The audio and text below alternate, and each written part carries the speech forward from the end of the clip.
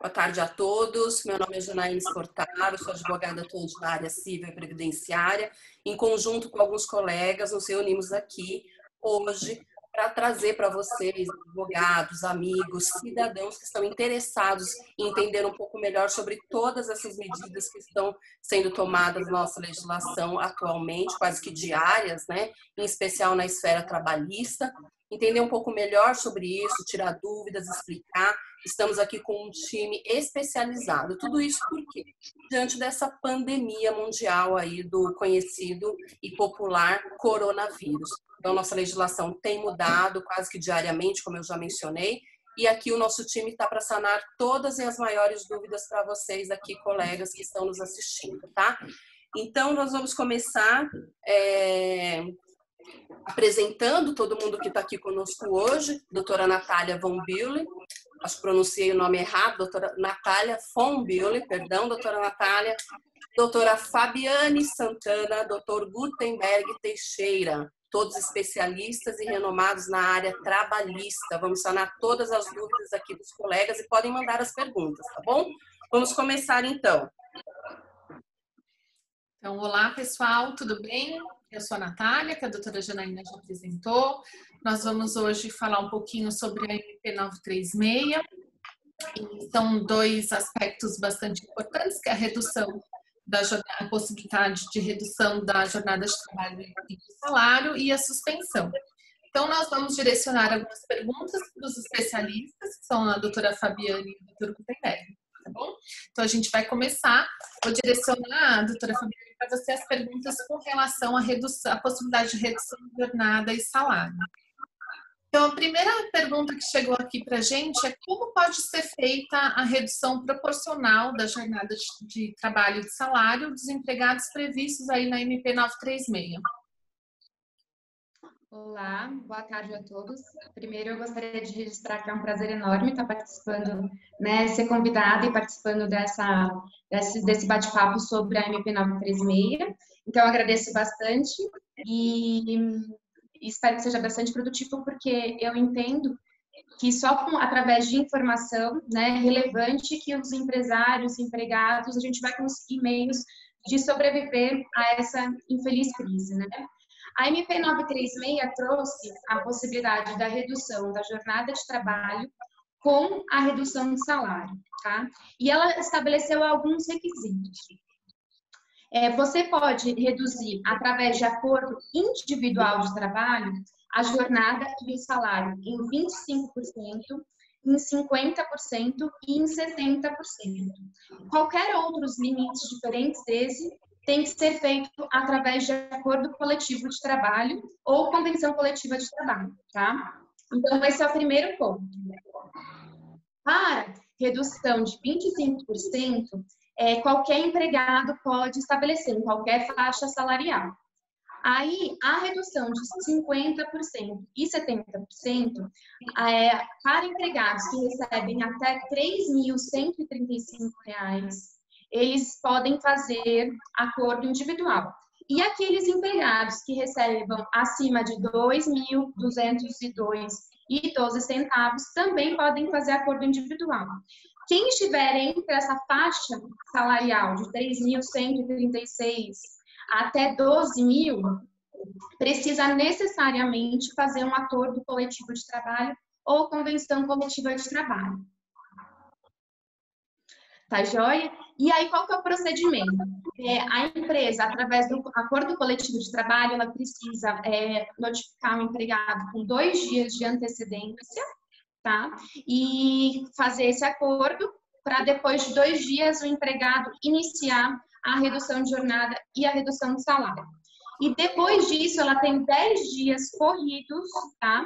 Para informar o Ministério da Economia e o sindicato laboral. É muito importante preencher esses requisitos, sob pena do empregador se ver obrigado a fazer o pagamento da parte que lhe caberia ao governo. Tá, doutora, uma pergunta aqui que é bastante recorrente é qual é o prazo limite de redução de jornada e salário? Pela legislação, a redução de jornada pode durar no máximo 90 dias. Então, a partir do momento que ela foi estipulada, ela tem 90 dias para terminar. Certo. Quais são os percentuais? O governo ele vai ajudar com que valor, com qual percentual em cada tipo de redução que a doutora falou, dos 25%, 50%, 70%?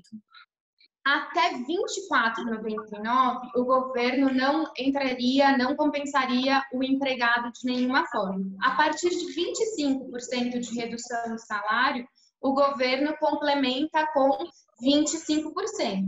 Se for uma redução de 24% até 25% até 49,99%, o governo faz uma compensação de 25%.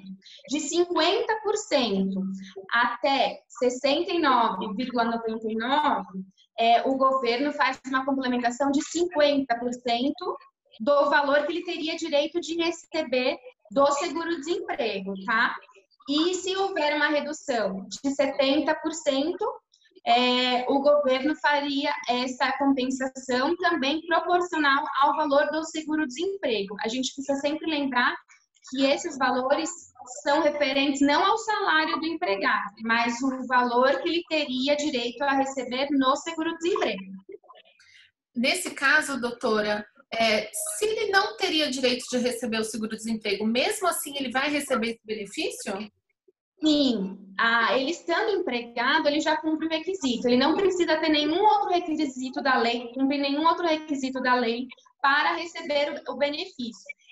O seguro-desemprego, ele é só um parâmetro. Ele não significa que são os mesmos requisitos para a concessão do seguro-desemprego. Para ficar aqui um pouquinho mais visual, né? Nós pegamos aqui uma planilha que foi feita, na verdade, foi colocada nas redes sociais pelo Globo. Eu vou compartilhar. Será que a senhora pode, por favor, falar um pouquinho sobre ela? Claro, vamos ver sim. Então, a gente tem aqui duas hipóteses, né? Com um empregado recebendo um salário de R$2.000 e numa outra hipótese com um empregado que recebesse um salário de R$3.000. Lembrando que nesses valores, a empresa pode fazer o acordo com o empregado de maneira individual, tá? Então, trabalhando numa hipótese que houvesse uma redução de jornada de 25% e a redução de salário de 25%, ele receberia R$1.500 da empresa e não dos R$2.000, e o governo pagaria para ele R$369,97. Se a redução for de 50%, ele irá receber da empresa R$1.000 e do governo R$739,94. Já na hipótese de redução de 70%, ele receberia da empresa R$600 e do governo R$1.035,91, tá? Então, ali tem os totais. Como a gente pode ver, haverá uma redução efetiva, mas a gente entende que nesse momento todo mundo vai ter que acabar perdendo de um lado por um bem maior, né? Que é a manutenção do emprego e da própria economia. Tá? Na hipótese de salário de R$3.000, se houver a redução de 25%, a empresa vai pagar para o empregado R$2.250 e o governo pagaria 25%, que equivaleria a R$453,25, totalizando R$2.703,25. E a redução por 50%, a empresa entra com R$1.500 e o governo com R$906,50. E na redução de 70%, R$900, né, da empresa e mais R$1.269,10 do governo. Então, só hipóteses para a gente visualizar como que ficaria a composição da renda do empregado no período, né? Obrigada, doutora. Uma pergunta também, tem algum tipo de estabilidade para o empregado que tiver a jornada e o salário reduzido? E se tiver, qual é o período? Sim, a lei prevê que, a partir do momento que há a ocorrência desse acordo individual, então, se ele for estabelecido por 60, por 90 dias, há estabilidade nesse período e pelo período igualmente seguinte. Então, vamos supor, se ele ficou durante 60 dias na redução de jornada e salário, ele teria direito mais 60 dias de estabilidade. A empresa não pode fazer a rescisão do contrato nesse período. Da mesma forma como se for por um período de 90 dias, ele terá a estabilidade por mais 90 dias.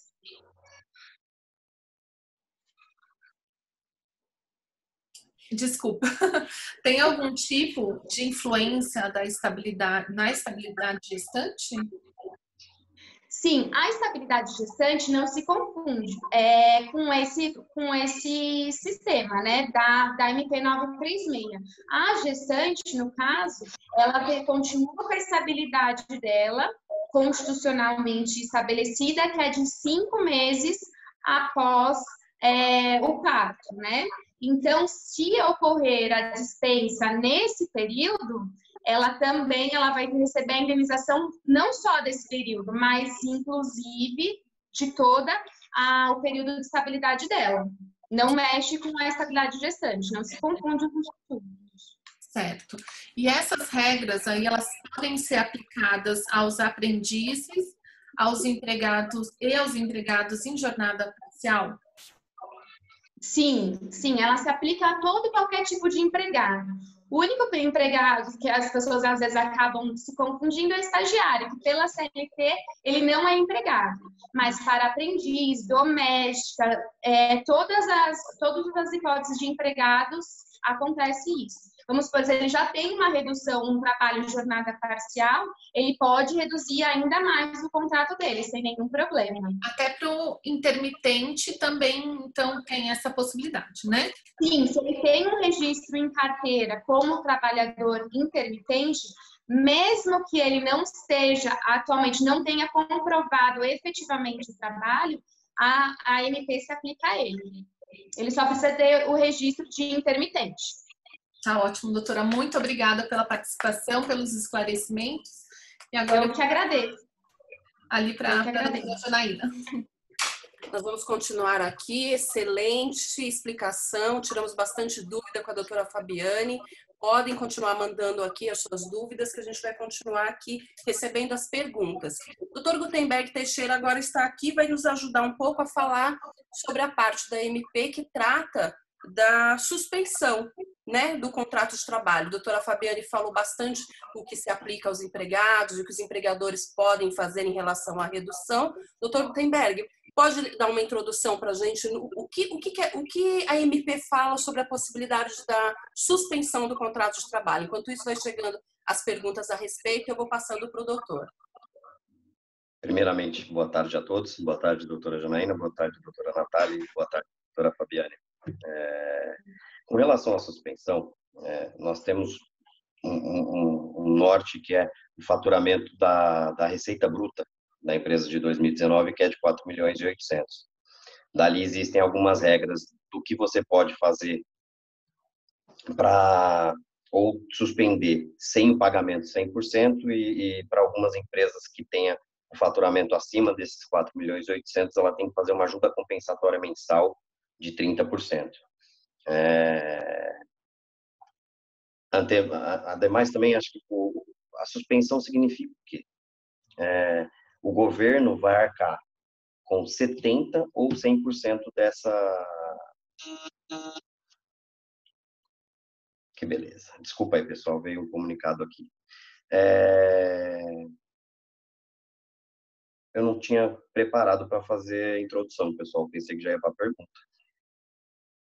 Tô falando sério. Tá ótimo. Não, tá ótimo. Não, vamos para as perguntas, então. Vamos para as perguntas. Já chegaram inúmeras perguntas. É só a explicação inicial aqui para a gente entender um pouquinho, doutor, sobre a suspensão. Tá perfeito.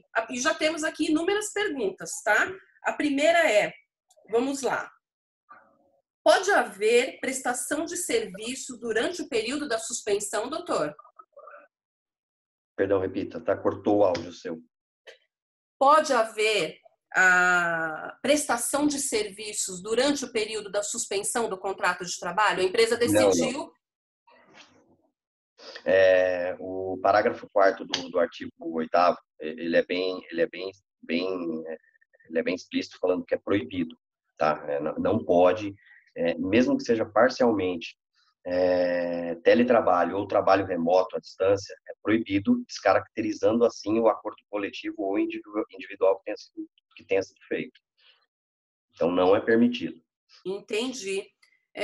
Doutor, você falou um pouquinho aí sobre o norte, sobre valores das empresas, sobre o governo que vai arcar com alguma coisa.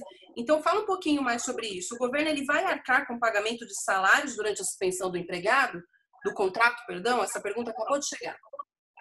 Vamos lá. Para empresas com receita do ano corrente de 2019 abaixo de 4.800.000, a empresa suspende o contrato de trabalho e não tem a obrigação de fazer ajuda compensatória mensal de nenhuma porcentagem. E o governo vai, com o benefício emergencial, arcar com 100% do seguro-desemprego. Para as empresas que tenham a receita bruta de 2019 acima de 4.800.000, ela é obrigada a fazer ajuda compensatória mensal de 30%. E o governo fará 70% do benefício do seguro-desemprego e não do salário do empregado. Isso tem que ficar bem claro, porque as pessoas tendem a achar que o governo vai arcar com 70% do salário, e não é. É 70% do cálculo do seguro-desemprego, que seguem as mesmas regras do seguro-desemprego. Perfeito, entendi. No caso dos valores que serão pagos pelas empresas, doutor, elas terão natureza salarial? Isso vale para os empresários saberem, isso é interessante, boa pergunta. Sim, como para as empresas que têm receita inferior a 4.800.000, que teve a receita, para eles, como eles não vão ter essa obrigação da ajuda compensatória mensal, não há que se falar em natureza. Para as empresas que teve o faturamento bruto acima dos 4.800.000, esses 30% do salário do empregado são indenizatórios. Então, ele não precisa ter contribuição previdenciária, nem de imposto de renda, bem como do fundo de garantia. E ainda cabe ela fica isenta também, ela poderá ser excluída do lucro líquido para fins de determinação de imposto de renda, da contribuição social sobre o lucro líquido para empresas jurídicas tributadas pelo lucro real, nessa hipótese somente, que ainda tem esse benefício para a empresa. Entendi. E essas medidas, seja a situação que for diante disso que o doutor explicou, elas terão de ser comunicadas para o Sindicato dos Trabalhadores? Sim, existe uma regra que ainda não está regulamentado, que é com relação a, como disse a doutora Janaína, que é com relação à comunicação ao Ministério da Economia, hoje do Trabalho, né, que hoje está como Ministério da Economia, não está regulamentado nem como será essa comunicação, mas tem um prazo de 10 dias, mas para o sindicato já existe que poderá ser feito por meio eletrônico, mas tem o prazo de 10 dias também de efetuar a comunicação. Tá? Então, é obrigado fazer a comunicação ao sindicato da classe. Entendi. Chegou uma pergunta aqui, acredito que seja de um empresário. E se o empregador não fizer essa comunicação devida? Como a doutora Fabiana explicou lá sobre o caso da redução, vai haver penalidades da mesma forma? No caso da suspensão? Sim, ele segue as mesmas regras da redução, porque ele vai arcar com todas as despesas decorrentes e ainda por fim, eu não sei se a doutora Fabiana comentou, mas além de arcar com todas as despesas e outras multas, você também vai ter que arcar caso o funcionário tenha recebido algum tipo de benefício, ele vai ter que devolver para o erário. Ainda existe essa hipótese na lei, que ele tem que devolver o prejuízo que o governo tenha por alguma não só de comunicação, como alguma irregularidade que a empresa venha cometa durante esse período de suspensão do trabalho. Entendi. Então, os empregados que recebem benefício da Previdência, tem ou não tem direito a esse? Os que estão afastados e que recebem algum benefício outro benefício da previdenciário, eles não entram nessa regra, tá? Eles não podem receber esse benefício, não há acumulação dos dois benefícios. Perfeito, entendi. Existe mais alguma situação que o doutor ou a doutora Fabiane queira acrescentar sobre essa MP, sobre a redução e a suspensão do contrato aqui, para que a gente possa esclarecer mais alguma coisa? Existe mais alguma situaçãozinha que precisa crescer, doutor? Ou essas são já as medidas mais essenciais que os empregadores e até empregados precisam estar atentos? Eu vou acrescentar duas questões que eu acho importante, e algumas são algumas dúvidas que normalmente o empresariado está tendo, e eu estou vendo que são recorrentes. Mas primeiro, prática, né? Vamos lá. Mas vamos lá, eu vou falar primeiramente sobre benefícios. Tá? Benefícios. Na suspensão do contrato de trabalho, independente da receita bruta, que existe aquela limitação dos 4.800.000, o benefício do empregado não pode ser cortado. Tá? Como eu falo, quais são os benefícios? O vale alimentação que já recebia, o convênio, o auxílio saúde, que é o convênio, esses benefícios não podem ser... mas ele não está vindo mais trabalhar com o transporte público. Ok, existem as exceções. Então, alguns benefícios, como ajuda diária, custo de diária, ajuda de custo, que ele deixou de executar alguma tarefa, esses benefícios podem ser cortados. Tá? Agora, os outros essenciais não podem. Mesmo na suspensão integral do trabalho, a empresa é obrigada a manter os benefícios. Esse é um ponto. O outro é sobre a garantia provisória do emprego, que existe tanto a doutora até pode explicar na redução, na redução de jornada, mas na suspensão segue a mesma regra. Como para a suspensão são 60 dias no limite, que pode ser 30, prorrogável por mais 30, que a lei deixa bem específica, a estabilidade provisória do empregado seria o dobro desse acordo celebrado. Exemplo, se ele faz uma suspensão do contrato de trabalho por 60 dias, após o retorno dele, ele terá mais 60 dias de estabilidade, não podendo a empresa demiti-lo, e caso ocorra a demissão, existem algumas penalidades que eu vou só mencionar aqui por cima, que além das verbas rescisórias, existe uma multa indenizatória dependendo de cada situação, que a doutora pode explicar melhor, que é com relação até existe uma tabelinha com relação à redução de jornada, que existe uma multa para cada um. A doutora até pode explicar depois com relação à redução. E uma das coisas que não está na lei, que aí são assuntos polêmicos, que não existe uma segurança jurídica ainda formada, são com relação às férias. E o funcionário que está de férias? A grande maioria, a corrente majoritária que eu estou vendo nesses últimos dias são deixar o funcionário cumprir as férias e, após o retorno, aguardar o prazo de 48 horas ou 2 dias para fazer a comunicação e seguir os mesmos ritos de prazos para fazer a suspensão ou redução do trabalho, ou a redução de jornada. Esse é um ponto que está sendo defendido pela corrente majoritária, para deixar cumprir as férias e depois tomar a medida de suspensão, no caso aqui. E para a questão que também que gerou bastante dúvida, além das férias, foi com relação às horas extras. Não está escrito na lei. Ou seja, segue as regras da CLT. Estendeu as horas, paga-se horas extras ou bancos de horas, o que a empresa tiver em convenção coletiva já estipulado. Só que acontece, a recomendação que nós estamos dando é não fazer as horas extras, porque você meio que descaracteriza a questão de manter o emprego, né? Que a MP veio para garantir o emprego. Então, não justifica você ter um aumento de custo, sendo que o foco dela seria a redução de custo. Então, a grande corrente também está falando, recomenda-se não fazer hora extra, mas tem um detalhe, vamos supor que quebra uma máquina ou alguma coisa esporádica de um outro setor, que a pessoa faça uma hora extra naquele dia específico e acabou estendendo. Paga-se hora extra, mas ela não é habitual.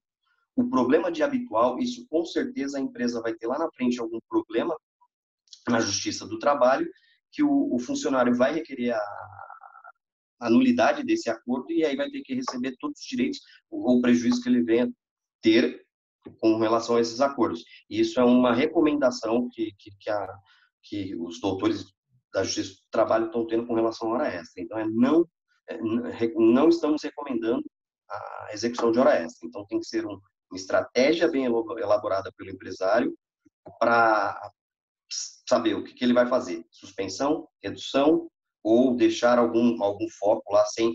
E são estratégias que o empresariado vai ter que ter para cada classe, que aí depende para cada mercado. Alguns mercados são essenciais, que estão funcionando a todo vapor, e outros estão totalmente parados. Então, é a questão estratégica mesmo das empresas.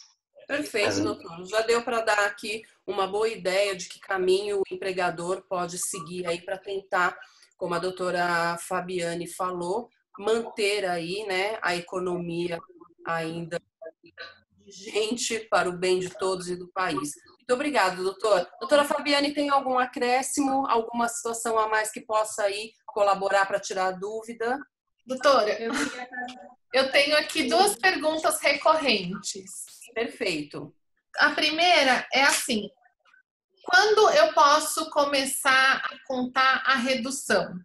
É do dia que entrou em vigor essa medida provisória ou do dia que for assinado o termo de acordo?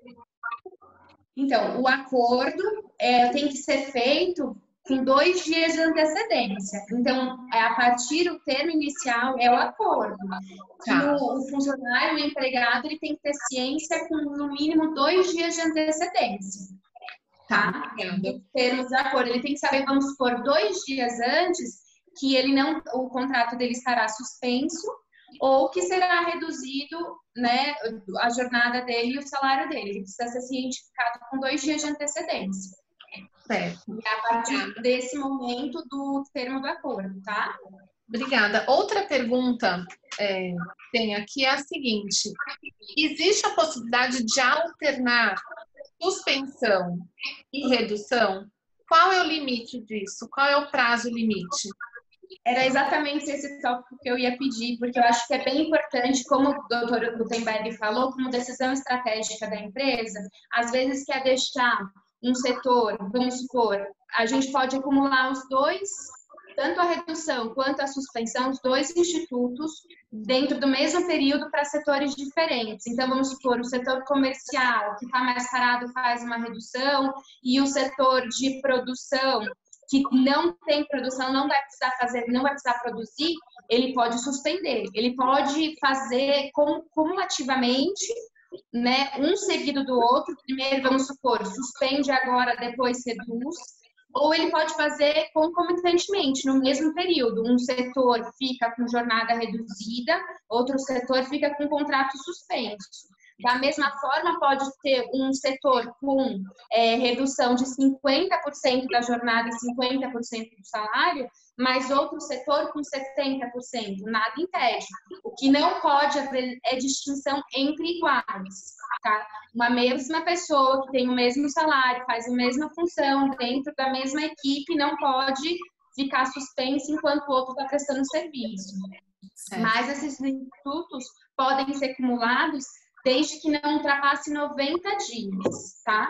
Ou pode ser feito dessa forma, uma parte suspende, outra parte reduz, de acordo com a necessidade da empresa. Como o doutor muito bem disse, agora, mais do que nunca, as empresas terão que tomar decisões estratégicas. Então, elas precisam conhecer o mercado, como elas podem estar trabalhando e tentar minimizar os prejuízos aí que serão enfrentados. Tá ótimo, obrigada. Eu queria colocar uma posição que eu queria saber o entendimento da doutora se converge um pouco com o meu. No caso, doutora, vamos supor que o empresário ele faça uma suspensão de 60 dias, e aí o mercado começa a mostrar um aquecimento, mas ainda não está num ritmo 100%. Vê se você converge comigo na opinião. Ele poderia, nós temos um limite de 90 dias, mas 60 dias limitado ao da suspensão. De repente, ele poderia, com a fábrica inteira, um exemplo de uma fábrica, parada 100% por 60 dias, e com essa retomada, ele fazer esses 30 dias de redução de jornada. Qual é o entendimento da doutora nesse ponto? Isso, eu entendo exatamente como você, que nesse período, vamos supor, ele pode suspender e depois, doutor, ele retomaria, vamos supor, nesses outros 30 dias com a redução de jornada. Os institutos podem ser acumulados. Tá? Desde que seja os 90, limitado aos 90 dias, exatamente. Correto? Como a AMP coloca que o prazo máximo das medidas são de 90 dias. Se respeitado os 90 dias, poderia ocorrer dessa forma sem nenhum problema. Eu acredito que agora, como eu mesmo disse, é hora de decisão estratégica mesmo, estudando o mercado, vendo, né, o que está acontecendo em outros setores, para poder minimizar as situações de prejuízo. Doutora tem a mesma opinião que a minha. Obrigado, doutor. De nada, que isso. Eu só queria mencionar também essa questão da rescisão. Como o doutor Gutenberg mencionou, se houver a rescisão antecipada dentro do período de estabilidade, além das verbas indenizatórias, né, como multa de FGTS, a AMP, ela estipula uma multa compensatória também, tá? Que é de 50% nas reduções de até 25%, tá? Reduziu a jornada em 25%, além da indenização, ele tem que, normal, né, de uma rescisão do contrato de trabalho, ele ainda teria que indenizar mais 50% do período que ele teria de estabilidade. Se houver uma redução de 50%, ele teria que pagar uma indenização de 75% do período faltante. E se a redução for de 70%, ele teria que indenizar em 100% o período faltante. Então, né, nesse momento de contenção de gastos, é muito importante respeitar esse período de estabilidade para não gerar mais um prejuízo para a empresa. Verdade. Perfeito, doutores. Muito obrigada pela participação de vocês. Acredito que a gente conseguiu aqui sanar pelo menos as principais dúvidas, mas como diz um colega, piscou, mudou. Nesse momento, a gente está vendo aí situações e mudanças na legislação diariamente, e nós aqui do Grupo Plurimus estamos prontos para sanar todas as dúvidas de vocês. Um abraço e até a próxima. Eu gostaria só de, primeiramente, agradecer pelo convite de todos.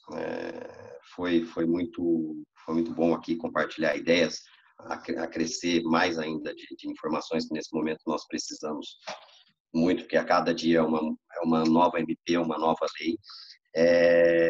Mas eu queria acrescentar uma opinião que nós do direito trabalhista, nós atuantes, especialistas dessa área, nós já estamos vivenciando, pós-reforma trabalhista, uma nova fase.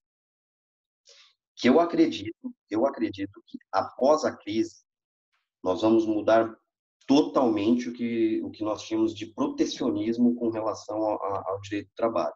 Então, eu acredito que a flexibilização por causa da crise, o pós-crise, eu acredito que ela vai ser... Porque os juízes, eles vão acabar...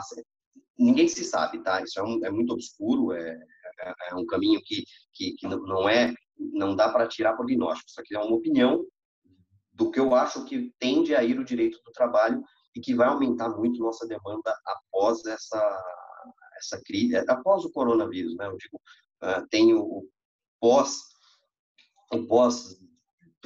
trabalhista, que já foi impactante, mas eu acredito que o pós-coronavírus vai ser muito mais impactante para a nossa área do direito do trabalho e que os profissionais têm que estar muito mais preparados para lidar com essa nova situação. Só um fechamento aqui, mas muito obrigado a todos. Tá certo, doutor, muito obrigada. Doutora Natália, algo a acrescer? Gente, desculpa, eu estava sem som. Muito obrigada, não tenho nada a acrescer. Esclareceram muitas das dúvidas que o pessoal tinha, que eu tinha. Muito obrigada pela participação de todos. Foi muito produtiva e espero que a gente se reúna novamente para conversar sobre novos assuntos, porque como a doutora Janaína disse, piscou, mudou, né? Tá certo, gente. Muito obrigada a todos, uma boa tarde. Igualmente. Obrigada. Obrigada.